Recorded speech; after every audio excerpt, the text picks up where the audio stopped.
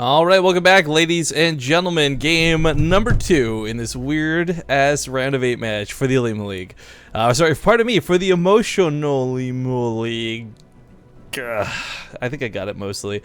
I just have to slow down my speech to have an impediment to say it. For those who don't know, again, to recap real fast, game number 1, lots of really cool, weird things. We had this surprisingly good Terran player come up against True. I really didn't expect the game to go to the direction it did, but yeah, we'll see how this one goes. So I'm Rifkin casting tonight with Fenner. Spawning here in the bottom left corner of the map is going to be Dead Pixels, red genius player. It's True. And in the top right of the map, surprisingly giving us a good game last game, it is Dunmer from the all-Irish StarCraft. He's only ranked Diamond here on Korea, so I think you and I both kind of wrote him off before that game began, but very clearly a little bit higher than Diamond guys. One of the biggest things that struck me was just how well he played versus True.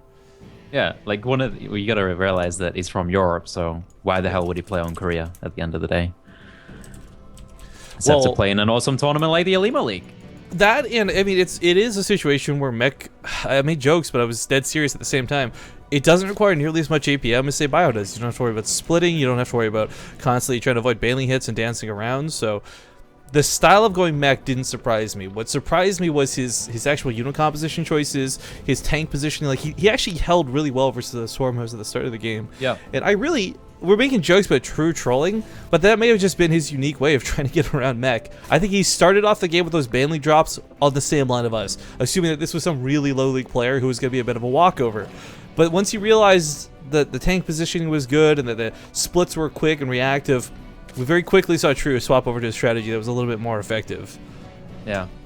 And the thing is, like, mech is a low APM strategy if it's just swarmos rallied into you. But as we saw later on into the game, you're going to need a hell of a lot of APM to keep up with those Nidus, the Infestors, the Swarmos ever, and everything that was going on in the game. So it really picks up a lot. It might take 30 minutes to pick up, but it does pick up after a while. Well, it's not like that, but it's like 30 minutes after the game kind of like, was a bit of a troll for the first 15, right? So true. Regardless, though, coming into this match, this is the round of 8. This leads to the semifinals, where we'll have the winner of this. Oh, sorry, no, this is not the round of 8. Pardon me, this is the round of 16. I forgot. This was one of the matches left behind. The winner of this fights Harstem in the round of 8, and we'll be following this series to that one. The winner of that will go on to fight against Hydra. Meantime, to update the other side of the brackets, Impact did take out Top 2-0 to find himself in the semifinals as well. Yep. I think, though, I don't know who Nadu... Oh, is that NATO? Okay, never mind, that's NATO.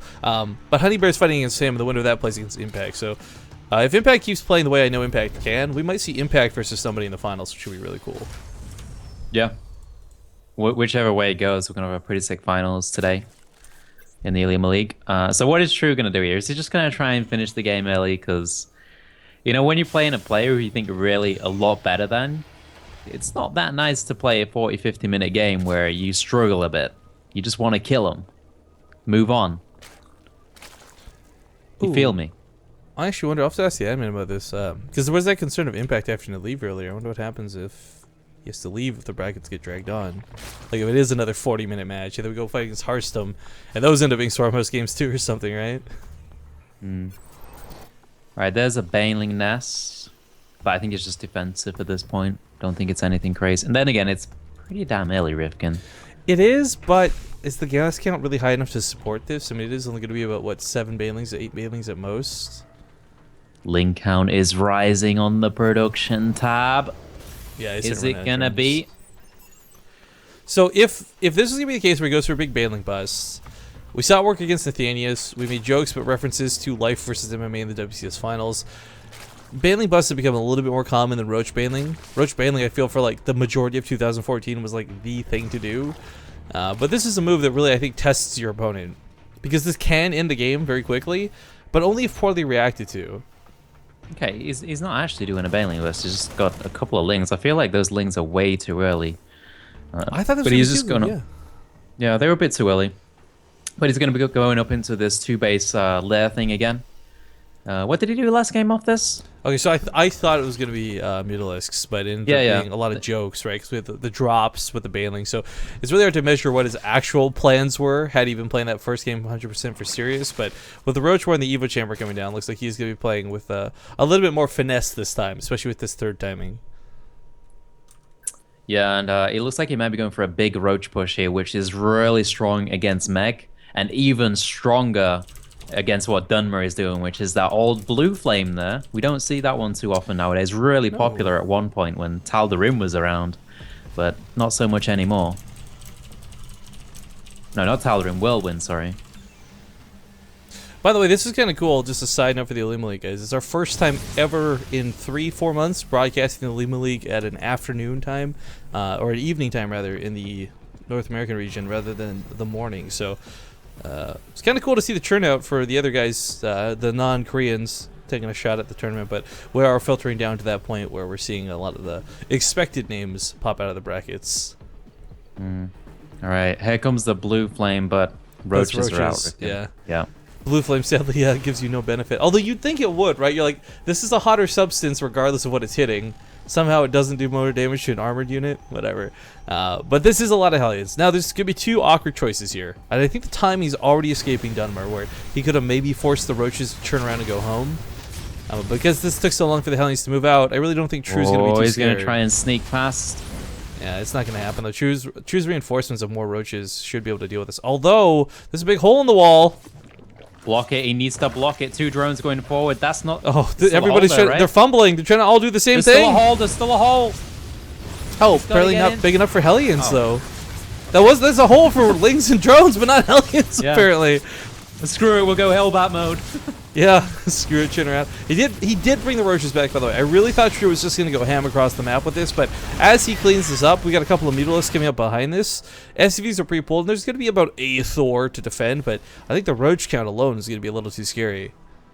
And I don't think he saw the Mutas pop, so there's no turrets on the way. He's going to be relying completely on that one Thor and the Widowmines at the front. No turrets at all, and the drops are on the way as well. Maybe we'll see him go for that big Roach drop this time.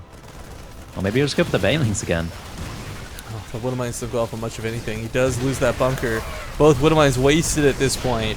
SCVs are pulled to the front line. They're going to spam repair this Thor. They might just do this if he can keep this Thor alive, but he's going to have to keep repairing it over and over and over. But this Widowmines might hit a lot of his own SCVs if he's not careful. Yeah, a good chunk of the right just fell off. A tank spawns there in the high ground. I think he'll be okay.